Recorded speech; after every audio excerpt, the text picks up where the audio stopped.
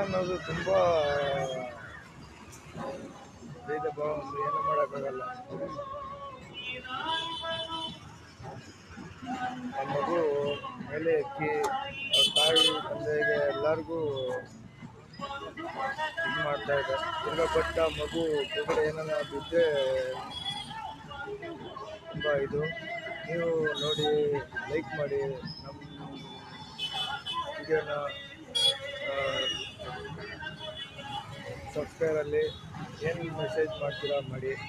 ನೀವು ಏನು ಹೇಳಿಕೆ ಕೊಡಬೇಕು ಈ ವಿಡಿಯೋ ನೋಡಿಬಿಟ್ಟು ಹೇಳಿಕೆ ಕೊಡಿ, ಲೈಕ್ ಮಾಡಿ, ಸಬ್ಸ್ಕ್ರೈಬ್ ಮಾಡಿ ವಿಡಿಯೋಗೆ.